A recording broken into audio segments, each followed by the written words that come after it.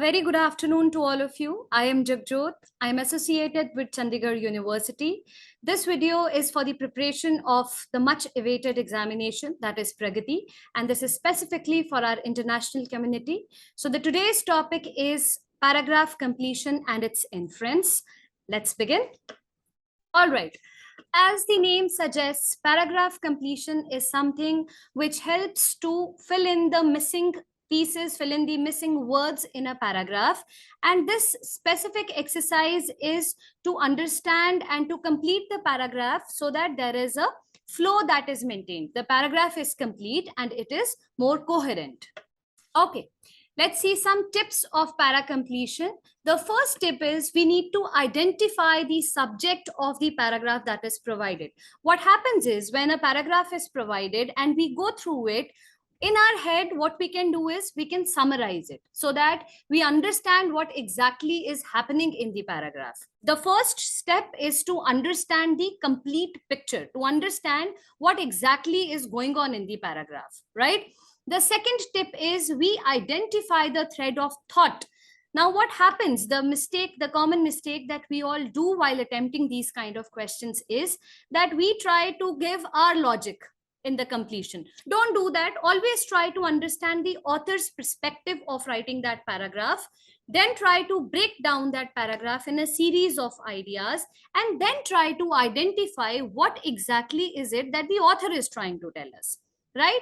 So then the tip number 3 and the final tip is, now that you have understood what the paragraph is all about, you have understood what's the idea that the author wants to portray, now you can complete the thread, right? And put in appropriate words or thoughts that you feel or phrases that you feel are completing the paragraph in a coherent way, right? All right. Let's try one. Now, nanotechnology is the dash of miniature. It is the engineering of working dash at a molecular level. Due to advancement in the technology area, nanotechnology is the dash field that interests many people. From the clothes that we wear to computer drives and even cleaning products, nanotechnology, which is dash the natural world, plays a big part in manufacturing many familiar products in our daily use. Now, when we see nanotechnology is the dash of miniature, can it be a fiction? Can it be an art? Can it be a science or a project? A style, system, flair? If we check all of the options, I believe nanotechnology is a field that is related to science, right? So nanotechnology is the science of miniature. Let's say from option number A, we pick the word science. It is the engineering of working dash. Working what? Can it be working fiction? No. Art, project, style, systems. It can be working systems at a molecular level. Nano itself means that the systems are working at a molecular level. Now, due to the advancement in the technology area, nanotechnology is the dash field that interests many people. Now, advancement is going on, right? And people, even if we read the next sentence, from the clothes we wear to computer drives and even cleaning products, it's being used everywhere. So what is it? It's an upcoming field, right? So nanotechnology, which is dash the natural world. You can always get inspired from the natural world, and it plays a big part in manufacturing many familiar products of our daily use. So now, since we have an option from each one of these, the correct answer would be all of these, right? So option E is my correct statement. Understood? All right, moving on, we have this one question. We owe the name and the concept of Atlantis to Plato. It was first mentioned in his dialogues, Timaeus and Critias, where he claims to be reporting a conversation that had taken place between his ancestor Solon and an Egyptian priest. The dialogue tells us the overwhelming of a culture by the catastrophe, which by modern chronology would have occurred about 9600 BC, at the end of the last ice age dash. Therefore, it's hard for archaeologists to believe that it's fictitious, and this has given rise to a host of speculations about where Atlantis might have been, and even to expeditions aiming to discover vestiges of the civilization itself. Now, if we look into option number A, that is, nevertheless, the story doesn't appeal to the logical reader, doesn't make sense because archaeologists, the logical readers, tend to believe, uh, they find it hard to believe that it's fictitious, right? So that means it is appealing to the logical reader, right? Atlantis was said to have been under the Atlantic Ocean in the accounts of Plato. Again, this is nowhere mentioned, so we will let this go too. In the dialogues, epic voyages in the primitive craft proved that they could have sailed immense distances simply by drifting with the current. Okay. And D is Atlantis was destroyed by a group of primitive, huge creatures which had human intelligence, but a body of a monster. And that's why archaeologists are kind of interested in it. Now we are linking the ideas. Why will archaeologists be more interested? Obviously, because there are primitive, huge creatures which had human intelligence and the body of a monster. And so they are more interested in seeing what happened. All right. So this is how you basically conclude, and this is how you basically figure out the answer by linking the dots. Let's see another question. In 1585, Sir Walter Raleigh tried to start the first English settlement in North America, dash. Many settlers became sick and others died of hunger or in the battles with the Native Americans. When another ship came from England a few years later, the newcomers found that all the settlers were dead. Okay, so the settlers were not glad to see the native people. No, because there are no settlers. These were the first English settlement, right? However, the settlement was not successful. It, however, means it's towards the conclusion. So no. Therefore, they all married Indians. No mention. The settlement had grown. Okay, once the settlement had grown, many settlers started becoming sick. All right, and many died of hunger once they started growing, or they went to battle with the Native Americans, and that's how they died. Right.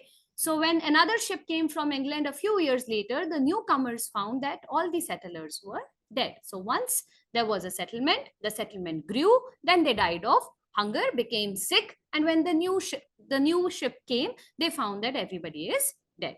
All right. So what we did, we simply linked the dots, tried to understand the concept that the author is trying to portray. We tried to summarize it in our head. All right, let's move to question number 3. It is important for HR and talent management professionals to understand the distinction between happy, satisfied employees and engaged employees. Engaged employees are happy, satisfied employees, but not all happy, satisfied employees are engaged employees. So engaged employees and happy employees, we've spoken about the engaged employees and the happy employees. All right.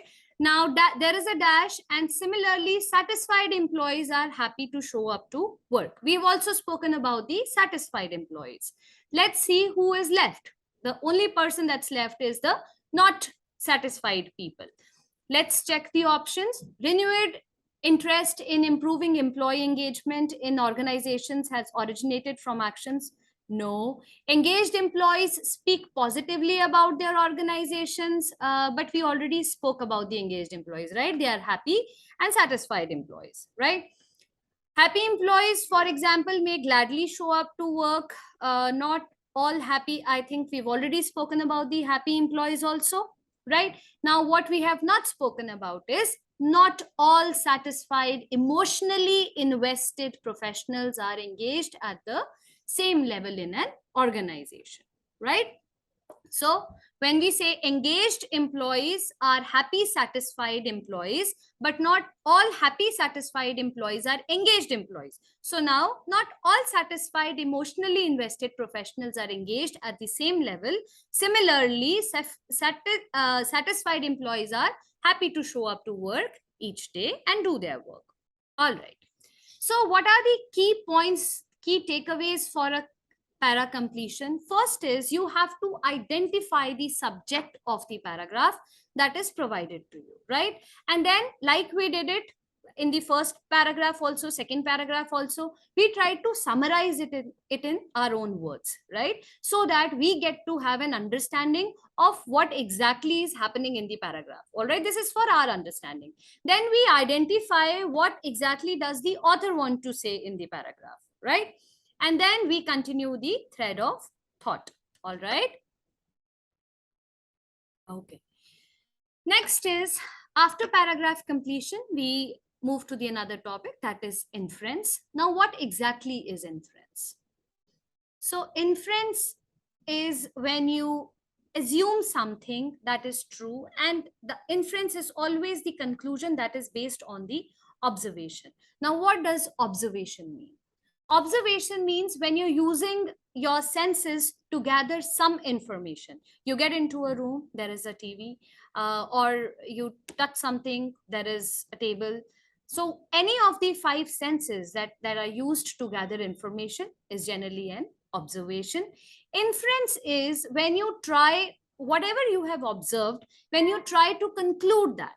Okay, when you try to draw a conclusion on the basis of your observation plus some logic that you put into it, that's an inference. All right. So what I read, if you see this box, what I read is something, there are quotes, there something that I've read from the notebook, some numbers that I've read, and what I know. All right, there is some background knowledge that I have. I might have spoken to a friend of mine about it. Some background knowledge I have about the topic, and that is something when I read it and when I put two and two together, I get my 4. That is what I conclude from the equation. All right. Okay. For example, let's see this example. You are in the park at lunch hour having your sandwich. There are 2 women and a man sitting on the bench next to you. You see one of the women softly weeping. We could make an inference as to why the woman is upset. So you go to a park, there are 2 people, okay, and there are 2 women and a man. So there are 3 people sitting on a bench next to you. And you see that the woman is crying softly. All right. And your background knowledge says that this is the same woman who once had come to your office also to ask for a job, maybe because she was expecting a rise. There were some financial issues going on. So when you put this and that, what you know plus what you're seeing together, maybe you can say A, she could either be in a trouble due to some monetary issue, right? Or maybe her she's having some family problems at home, right? She's not feeling well, right? Or she's being treated by the other 2 people. So what exactly can you infer? Right? You can infer that she could be in trouble because the background knowledge says that she did face some financial issues before also. All right. So this is how we have to infer, draw an inference, infer from the observations that we have made. All right. That's about it. All right. So I hope you understood, many of you would have understood the concept of observation and inference. And if there is still a problem, you could always post it in the comments section. We'll check it and revert back to you. And we'll keep posting many such sessions. You can stay tuned. Thank you so much.